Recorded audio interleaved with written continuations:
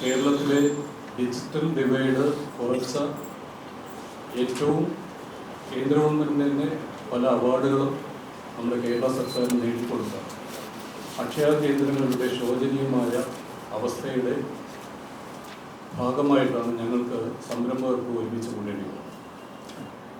സർക്കാരിനോട് പലതരത്തിലുള്ള നിവേദനങ്ങളിലൂടെയും ചർച്ചകൾ നടത്തിയെങ്കിലും യാതൊരു തരത്തിലുള്ള അനുകൂല സമീപനങ്ങളും ഞങ്ങൾക്ക് ഉണ്ടായിട്ടില്ല. 22 വർഷത്തിൽ ഒരേ ഒരു പ്രാവശ്യം മാത്രം റേറ്റ് പരിഷ്കരണം നടന്ന, സേവന നിരക്ക് പരിഷ്കരണം നടന്ന ഒരേ ഒരു പദ്ധതി ഒരുപക്ഷെ ലോകത്ത് തന്നെ അക്ഷയ കേന്ദ്രമായി, അക്ഷയ പ്രസ്ഥാനമായി. അതും കഴിഞ്ഞ 2018 ഔദ്യോഗികമായി പ്രഖ്യാപിക്കപ്പെട്ടുവെങ്കിലും 2015 അതിൻ്റെ ചർച്ചകൾ നടന്നത്. ആ 2018 നടന്ന അവതരിപ്പിച്ച റേറ്റ് ചാർട്ട് പോലും നാമമാത്രമായിട്ടാണ് അവർ അന്ന് വർദ്ധിപ്പിച്ചത്. അന്ന് തന്നെയും ഞങ്ങൾ പ്രതിഷേധങ്ങൾ സർക്കാരിനോടും ഉദ്യോഗസ്ഥരോടും പറഞ്ഞിട്ടുണ്ടായിരുന്നു. അപ്പോൾ പറഞ്ഞ 2 വർഷം കഴിയുമ്പോൾ നിങ്ങൾ റിവൈസ് ചെയ്ത് തരാം. ഇപ്പോൾ വർഷം 2018 നിന്നും 2015 എത്തിയപ്പോൾ യാതൊരു തരത്തിലുള്ള അനുകൂലമായ സമീപനവും അവർ എടുക്കുന്നില്ല. ഇവർ കഴിഞ്ഞ 2023 സെപ്റ്റംബർ 30 ഞങ്ങൾ സെക്രട്ടേറിയറ്റ് പഠിക്കൽ 2000-ഓളം വരുന്ന പത്രങ്ങളെല്ലാം റിപ്പോർട്ട് ചെയ്തിരുന്നു. പല മീഡിയകളും ഞങ്ങളുടെ സമരം കവർ ചെയ്തിരുന്നു. നല്ലൊരു മഴ സമയത്ത് പോലും 2000-ഓളം വരുന്ന അക്ഷയ സംരംഭകർ സെക്രട്ടേറിയറ്റിന് മുമ്പിൽ സമരം ചെയ്തു. അതിനുശേഷവും ഞങ്ങൾ സർക്കാരിനോട് പല വിധത്തിൽ ഇതിനു വേണ്ടി ഈ ഒരു സേവന നിരക്ക് പരിഷ്കരിക്കണമെന്ന് ആവശ്യപ്പെട്ടുകൊണ്ട് നിവേദനങ്ങൾ കൊടുക്കുകയുണ്ടായി. മുഖ്യമന്ത്രിക്കും IT സെക്രട്ടറിക്കും IT ഡയറക്ടറിനും ഒക്കെ കൊടുത്തിട്ടുണ്ട്. പക്ഷേ യാതൊരുവിധ അനുകൂലമായ നടപടിയും അവർ സ്വീകരിച്ചില്ല. എന്ന് മാത്രമല്ല, ഇപ്പോഴും അതിനെക്കുറിച്ച് ഒരു വ്യക്തതയുമില്ല. മുഖ്യമന്ത്രിയുടെ ടേബിളിൽ 20% വർദ്ധിപ്പിച്ചുകൊണ്ടുള്ള ഒരു സേവന നിരക്ക് CMDയെ കൊണ്ട് പഠനം നടത്തി കൊടുത്ത റിപ്പോർട്ടിന്റെ ഭാഗമായി മുഖ്യമന്ത്രിയുടെ ടേബിൾ ഉണ്ടെന്നാണ് ഞങ്ങൾ അറിയുന്നത്. ഈ 20% എന്ന് പറയുമ്പോൾ പ്രിയപ്പെട്ട പത്രപ്രവർത്തകരോട് പറയാനുള്ളത്, ഞങ്ങൾക്ക് 3 രൂപയാണ് ഒരു പ്രിന്റിംഗ് ചാർജ്. 3 രൂപ. നിങ്ങൾ ഒന്ന് ഓർക്കണം, അത് സർക്കാരിന്റെ ഫീസ് 3 രൂപയാണ്. സർക്കാരിന് അത് കൊടുക്കാം. സർക്കാരിന്റെ ഖജനാവിൽ നിന്നുള്ള പൈസ എടുത്താണ് പേപ്പറും അവിടുത്തെ മിഷനറിയും അവിടുത്തെ സ്റ്റാഫും എല്ലാം തന്നെ വർക്ക് ചെയ്യുന്നത്. പക്ഷെ സംരംഭകരായ ഞങ്ങളുടെ പൈസ മുടക്കി, ഞങ്ങളുടെ സ്റ്റാഫിന് പൈസ കൊടുത്ത്, ഞങ്ങൾ പേപ്പർ വാങ്ങിച്ച്, പ്രിന്റർ വാങ്ങിച്ച്, ഇതിന് വേണ്ടുന്ന എല്ലാ കാര്യങ്ങളും ചെയ്യുന്നത് ഞങ്ങളാണ്. ഞങ്ങൾക്ക് 3 രൂപയാണ്. ഒന്നാലോചിച്ച് നോക്കുന്നത്, ഇത് എത്രയും നീതിപരമാണ്. ഈ 3 രൂപ 20% കൂടുമ്പോൾ 3 രൂപ 60 ദിവസം, ഒരുപക്ഷെ ഞങ്ങൾ 4 രൂപയായത് റൗണ്ട് ചെയ്ത് തരുമായി. നിങ്ങൾക്ക് തന്നെ അറിയാം, നിങ്ങൾ ഇവിടെ ഒരു പ്രിന്റ് ഔട്ട് എടുക്കാൻ പോകുമ്പോൾ എത്ര രൂപയാണ് വരികയാണ്. ഇന്ന് കൊറോണ കാലത്ത് ഞങ്ങൾ വളരെയധികം കഷ്ടപ്പെട്ട് സർക്കാർ പറഞ്ഞതുപോലെ അവർക്ക് വേണ്ടുന്ന ഡാറ്റ എൻട്രി മുഴുവൻ ഞങ്ങൾ ചെയ്തു കൊടുത്തു. അക്ഷയ കേന്ദ്രങ്ങൾ തുറന്ന് പ്രവർത്തിച്ചു. അതിന്റെ പാർശ്വഫലങ്ങളായിട്ട് 8 സംരംഭകർ മരിച്ചുപോയി. ഞങ്ങളുടെ കയ്യിൽ കണക്കുണ്ട്.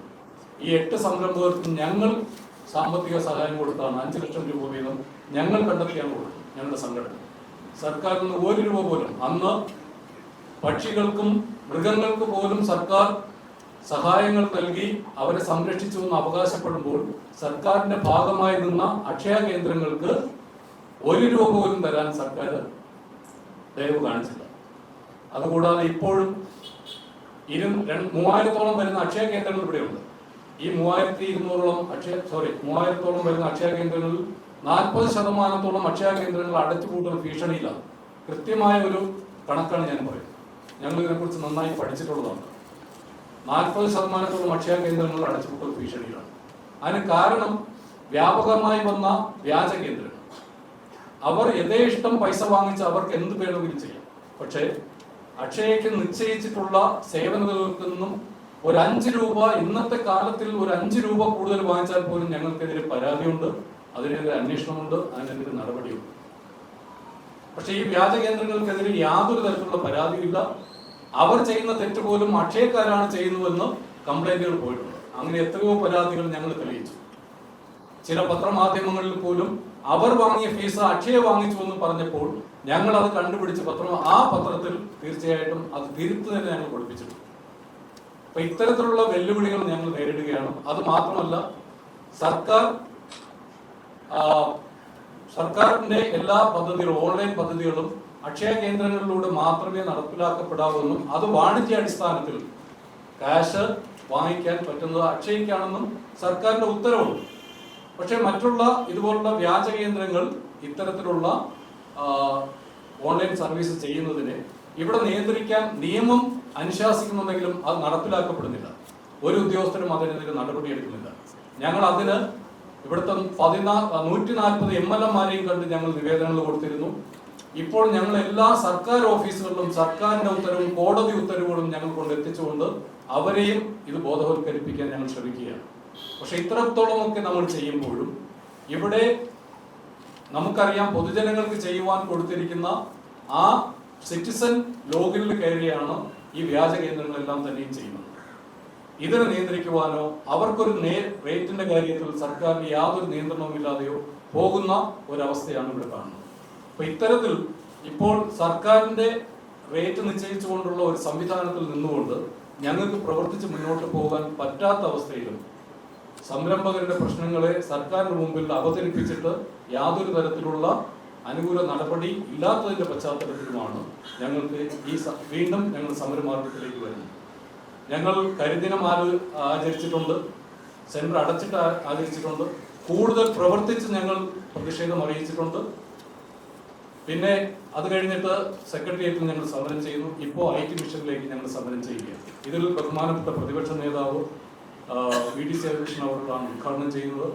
കുഞ്ഞാലിക്കുട്ടി അതിൽ മുഖ്യമായ പ്രഭാഷണം നടത്തുന്നുണ്ട്. അതോടൊപ്പം പന്നീർ സഹാബും അതിനകത്ത് സംസാരിക്കുന്നുണ്ട്. മറ്റു പ്രമുഖ രാഷ്ട്രീയ പാർട്ടിയിൽ നിന്നുള്ള നേതാക്കന്മാരും ഞങ്ങൾക്ക് അനുകൂലമായി ഈ വിഷയത്തിൽ ഇടപെടാമെന്ന് പറഞ്ഞിട്ടുണ്ട്.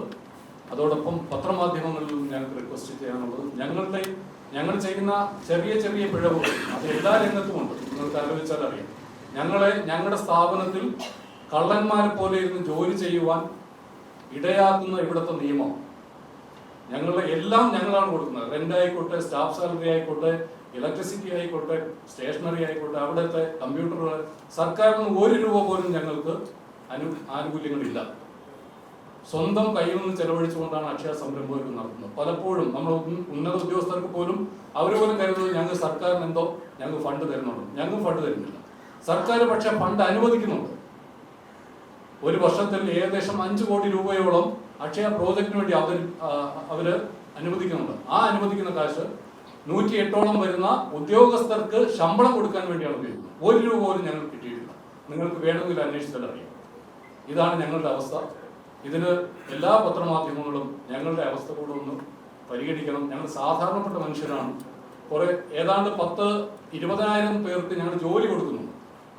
കൂടുതലായിട്ട് അക്ഷയ കേന്ദ്രങ്ങൾ അനുവദിക്കും. പക്ഷെ അതേസമയത്ത് ഈ ധാരാളം സ്വകാര്യ കേന്ദ്രങ്ങൾ പല പ്രദേശങ്ങളിലും വരുന്നുണ്ട്. ഇത് വ്യാജ കേന്ദ്രം എന്ന് പറയുന്നത് അക്ഷയക്ക് മാത്രമായിട്ടാണ് പല സർവീസുകളും സർക്കാർ തന്നിട്ടുള്ളത്, ചെയ്യാൻ വേണ്ടിയിട്ട് തന്നിട്ടുള്ളത്. ആ സർവീസുകൾ പുറത്ത് ചെയ്യാൻ പാടില്ല. വാണിജ്യാടിസ്ഥാനത്തിൽ ആർക്കും ഒരു ഡിസ്ട്രിക്ട് സർട്ടിഫിക്കറ്റോ മറ്റ് സർക്കാർ പറയുന്ന വർക്കുകളോ ചെയ്യാൻ പാടില്ല എന്ന് പറഞ്ഞ് ഉത്തരവുണ്ടായിരിക്കെ ഇവരിത് ചെയ്യുമ്പോൾ അക്ഷയയിലേക്ക് ആള് വരാതെയാകുകയും അക്ഷയ കേന്ദ്രങ്ങൾ ക്ലോസ് ചെയ്ത് പോകുന്ന അവസ്ഥയിലേക്ക് എത്തുകയും ചെയ്യും. അപ്പോൾ ഇത് വരുന്ന സ്ഥാപനങ്ങളും അധികാരം ഉണ്ടാകാറില്ല. അവർ കുറച്ചു കാലം കഴിയുമ്പോൾ അത് ക്ലോസ് ചെയ്ത് പോവുകയാണ് ചെയ്യുന്നത്. അപ്പോൾ അക്ഷയ കേന്ദ്രത്തിന് കറക്റ്റായിട്ട് ഒരു റേറ്റ് ചാർട്ടുണ്ട്, എന്തൊക്കെ സർവീസ് ചെയ്യണമെന്നുണ്ട്. അതിനൊരു ജില്ലാ ഓഫീസുണ്ട്, ഒരു സ്റ്റേറ്റ് ഓഫീസുണ്ട്. IT മിഷൻ ഡയറക്ടർ ആണ് അക്ഷയ ഡയറക്ടർ. അതിന്മേൽ കളക്ടറുണ്ട്. കളക്ടർ നാഷണൽ ഇ ഗവേണൻസ് സൊസൈറ്റിയുടെ ചെയർമാനാണ്. അപ്പോൾ അതിന്റെ കീഴിലാണ് ഇത് പ്രവർത്തിക്കുന്നത്. അക്ഷയെ നിയന്ത്രിക്കാൻ ധാരാളം സംവിധാനങ്ങളുണ്ട്. ഇപ്പൊ തന്നെ ഒരു പരാതി അക്ഷയക്കെതിരെ കൊടുത്തു കഴിഞ്ഞാൽ അത് വ്യക്തമായിട്ട് പരാതി പരിഹരിക്കുന്ന നടപടികളുണ്ട്. പക്ഷേ ഇവിടെ കൂടുതലും പരാതികൾ വരുന്നത് അക്ഷയ എന്നുള്ള പേരിൽ ജനങ്ങൾക്കെല്ലാം അക്ഷയ കേന്ദ്രങ്ങളാണ്. നാട്ടിലുള്ള എല്ലാ ജനസേവന കേന്ദ്രങ്ങളും സ്വകാര്യ കേന്ദ്രങ്ങളും ജനങ്ങൾ അക്ഷയ എന്നാണ് കരുതുന്നത്. അങ്ങനെയാണ് പരാതികൾ കൂടുതലും വരുന്നത്. അപ്പൊ അതാണ് നമ്മുടെ ഏറ്റവും വലിയൊരു വെല്ലുവിളി. കാരണം 2015 റേറ്റ് വെച്ചിട്ട് തന്നെ 2024 പ്രവർത്തിക്കേണ്ട ഒരു സാഹചര്യമാണ് വരുന്നത്. അതോടൊപ്പം തന്നെ നമുക്ക് ലേബർ ഡിപ്പാർട്ട്മെന്റിൽ നിന്നുള്ള അതൊക്കെ ശക്തമാണ്. അപ്പോൾ മിനിമം സാലറി നമുക്ക് കൊടുക്കേണ്ടി വരും. പക്ഷെ ഒരു പ്രൈവറ്റ് കേന്ദ്രത്തിനാകുമ്പോൾ അങ്ങനെയൊന്നുമില്ല. അപ്പോൾ ഇതെല്ലാം കൂടെ കൊണ്ടുപോകുന്നതിനുള്ള ബുദ്ധിമുട്ടാണ് വരുന്നത്. അപ്പോൾ റേറ്റ് റിവൈസ് ചെയ്ത് തന്നാൽ നമ്മുടെ ഏറ്റവും പ്രധാനപ്പെട്ട ആവശ്യം നമ്മുടെ സർവീസ് ചാർജ് വർദ്ധിപ്പിക്കുക എന്നുള്ളതാണ്. അത് തന്നു കഴിഞ്ഞാൽ നമുക്ക് പ്രശ്നങ്ങളില്ല. കേന്ദ്ര ഗവൺമെന്റിന്റെ പദ്ധതിയാണിത്. കേരളത്തിൽ അത് വന്നപ്പോൾ കേരള സർക്കാർ കേരള ഗവൺമെന്റിന് ആക്കിയിട്ട് അപ്പോഴും അതിന് പറഞ്ഞിരിക്കുന്ന CSC തന്നെയാണ്, കോമൺ സർവീസ് സെന്റർ കോൺസെപ്റ്റാണ്. കേരള ഗവൺമെന്റ് തന്നെ അക്ഷയ എന്നുള്ള പേര് നൽകിയെന്ന് മാത്രമേ ഉള്ളൂ. കേരളത്തിൽ നിന്ന് ഒരു പേര് നൽകി അക്ഷയ, അതിന് താഴെ പറഞ്ഞ അക്ഷയ കോമൺ സർവീസ് സെന്റർ എന്നാണ് പറഞ്ഞിട്ടുള്ളത്. പക്ഷെ അങ്ങനെ ആ CSC ആണ് കേരളത്തിൽ അക്ഷയ എന്നുള്ള പേര് അറിയപ്പെടുന്നത്. മറ്റുള്ള സ്റ്റേറ്റുകളിൽ ഗവൺമെന്റിന്റെ കൺട്രോളിലല്ലാതെ അത് പല ഏജൻസികൾക്ക് ആയിട്ട് പോയി. അപ്പോൾ അവിടെ പല ഏജൻസികളാണ് പല സ്റ്റേറ്റുകളിലും ഇത് ഇംപ്ലിമെന്റ് ചെയ്തത്. പക്ഷെ കേരളത്തില് ഗവൺമെന്റ് കീഴിലായതുകൊണ്ട് വളരെ സുതാര്യമായി PPP മോഡലിൽ പ്രൈവറ്റ് പബ്ലിക് പാർട്ണർഷിപ്പ് എന്ന രീതിയിൽ സംരംഭകത്വം നിർത്തിക്കൊണ്ട് ഒരാളിന് ഇപ്പോൾ IT-യുമായി അവയർനെസ് ഉള്ള ഒരാളിന് IT-യുമായി പരിചയമുള്ള ഒരാളിന് ഇത് അപേക്ഷിക്കാം എന്നുള്ള ഒരു സാഹചര്യത്തിൽ അപേക്ഷിച്ചിട്ടാണ് അന്ന് 2005-ല് 2008-ല് വ്യാപകമായി 2005-ൽ വരികയും 2008-ല് വ്യാപകമായി എല്ലായിടത്തും ഒരു പഞ്ചായത്തിൽ 2-3 അനുവദിച്ചുകൊണ്ട് വരികയും ചെയ്തതാണ്. ഇതാണ് ആക്ച്വലി CSC എന്ന് പറയുന്നത് അക്ഷയ തന്നെയാണ്. പക്ഷേ കേരളത്തില് ഈ CSCയുടെ ഭാഗമായിട്ട് കേരളത്തില് മറ്റുള്ള എല്ലാ സ്റ്റേറ്റുകളിലും ഈ CSC കൺസെപ്റ്റ് തകർന്നു പോയപ്പോൾ കേരളത്തിൽ ഇത് സർക്കാരിന്റെ കീഴിലായതുകൊണ്ട് സുതാര്യമായിട്ട് മുന്നോട്ട് പോവുകയായിരുന്നു. ഇത് മനസ്സിലാക്കിയിട്ട് കേരളത്തിൽ എങ്ങനെയാണ് ഈ CSC അക്ഷയ കേന്ദ്രങ്ങൾ നല്ല രീതിയിൽ പ്രവർത്തിക്കുന്നതെന്ന് മനസ്സിലാക്കാൻ വേണ്ടിയിട്ട് നാഷണൽ ഇ-ഗവേണൻസ് സൊസൈറ്റിയുടെ ഒരു കമ്മിറ്റി വെച്ചു. അപ്പൊ അവർ കേരളത്തിൽ എല്ലാ സ്റ്റേറ്റുകളിലും പോയി പഠിക്കുകയും കേരളത്തിൽ വന്ന് അതിനെക്കുറിച്ച് മനസ്സിലാക്കുകയും കേരള മോഡൽ മറ്റുള്ള സ്റ്റേറ്റുകളിൽ ഇംപ്ലിമെന്റ് ചെയ്യുകയും ചെയ്തു. അതേസമയത്ത് അവരുടെ ഒഫീഷ്യൽസ് തന്നെ കേരളത്തിൽ വരികയും ചെയ്തു. ആ സമയത്ത് ഇത് തമ്മിൽ അക്ഷയയും CSCയും തമ്മിൽ ഒരു ക്ലബിന്റെ ഒരു പ്രശ്നം വന്നുകൊണ്ട് അവരെന്ത് ചെയ്തു, ഓൺലൈനായിട്ട് മറ്റുള്ള സ്റ്റേറ്റുകളിൽ കൊടുത്തതുപോലെ കേരളത്തിലും CSC കേന്ദ്രങ്ങൾ അനുവദിക്കാൻ തുടങ്ങി. പക്ഷേ കേരളത്തിലെ CSCയോ അല്ലെങ്കിൽ അങ്ങനത്തെ ഒരു സംവിധാനം പ്രവർത്തിക്കണമെങ്കിൽ നമ്മുടെ IT മിഷന്റെ കീഴിൽ നാഷണൽ ഇ-ഗവേണൻസ് സൊസൈറ്റിയിൽ രജിസ്റ്റർ ചെയ്തതായിരിക്കണം. പക്ഷെ അങ്ങനെ രജിസ്റ്റർ ചെയ്ത് പ്രവർത്തിക്കുന്ന ഒരേ ഒരു കേന്ദ്രം അക്ഷയ കേന്ദ്രങ്ങൾ മാത്രമാണ്. അപ്പൊ ഇവിടുത്തെ CSCകളെല്ലാം പ്രവർത്തിക്കുന്നത് നേരത്തെ പറഞ്ഞ പോലെ ഇല്ലീഗലായിട്ടാണ്. അതുമായി ബന്ധപ്പെട്ട് നമ്മൾ IT മിഷൻ ഡയറക്ടർക്കും അക്ഷയ ഡയറക്ടർക്കും ഗവൺമെന്റിനും IT സെക്രട്ടറിക്കും പരാതി കൊടുക്കുകയും അങ്ങനെ കേസ് നമ്മൾ ഫയൽ ചെയ്യുകയും ചെയ്തു. ആ സമയത്ത് പോലും CSCക്ക് അവർക്ക് പാരലായിട്ട് ഇവിടെ പ്രവർത്തിക്കാം എന്നുള്ളതിനെ കുറിച്ച് ഉള്ള ഒരു മാർഗരേഖയോ അതുമായി ബന്ധപ്പെട്ട ഒരു രേഖയും അവർക്ക് ഹാജരാക്കാൻ പറ്റിയിട്ടില്ല. ഇപ്പോഴും കേരളത്തിലെ CSC എന്ന് പറയുന്ന അക്ഷയ കേന്ദ്രങ്ങളാണ്, അത് മാത്രമാണ് നാഷണൽ ഇ-ഗവേണൻസ് സൊസൈറ്റിയിൽ രജിസ്റ്റർ ചെയ്ത് പ്രവർത്തിക്കുന്നത്.